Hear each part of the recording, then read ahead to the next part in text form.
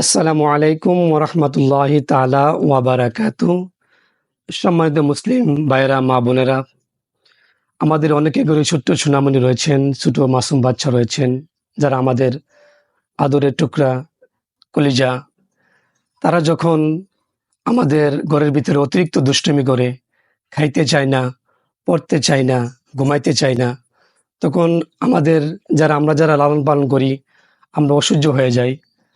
আমরা একটু বিরক্ত হয়ে যাই তাদের এই আচরণের কারণে, অতিরিক্ত দুষ্টামি করার কারণে, অতিরিক্ত না খাওয়ার কারণে, পড়াশোনা না করার কারণে, ভালোভাবে না ঘুমানোর জন্য তারা যখন এরকমভাবে আপনার অতিরিক্ত দুষ্টুমি করে, অতিরিক্ত ফাইজলামি করে, তখন আমাদের কারো ভালো লাগে না। তারা যখন আমাদের সাথে খেলাধুলা করে, তারা যখন সঠিকভাবে হায়, তারা যখন সঠিকভাবে ঘুমায়, তারা যখন ঠিকমতো লেখাপড়া করে রুটিন অনুযায়ী, তখন আমাদের প্রত্যেকেরই ভালো লাগে এবং তাদেরকে আদর করতে ভালো লাগে। কিন্তু তারা যখন অতিরিক্ত দুষ্টামি করে, আমাদের এরকমভাবে কারো ভালো লাগে না।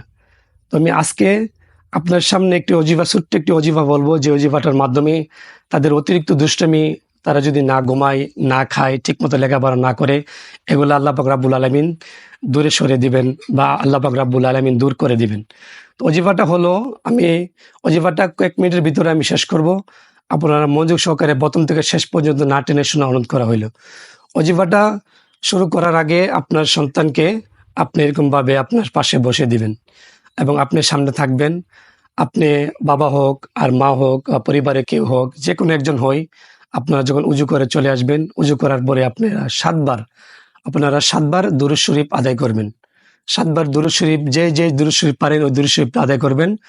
দুরূদ শরীফ আদায় করার পরে আপনারা যেটা করতে হবে সেটা হলো, আপনারা এরকমভাবে একটি মাটির পাত্র নেবেন। মাটির পাত্র এরকমভাবে নেবেন।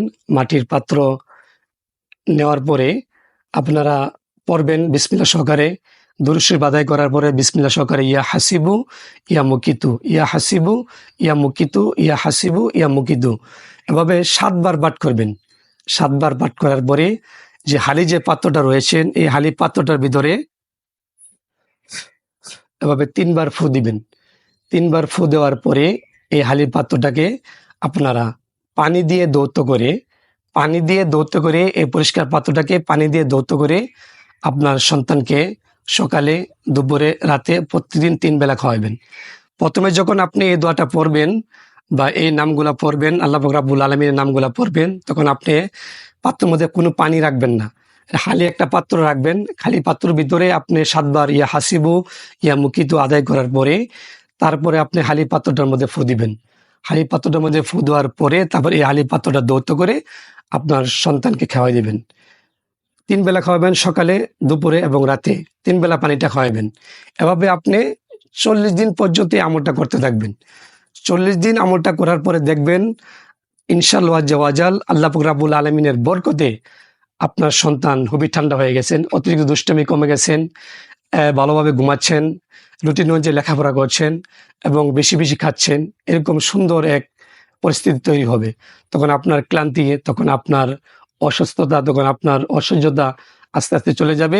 আপনার ঘরে আবার শান্তি ফিরে আসবে।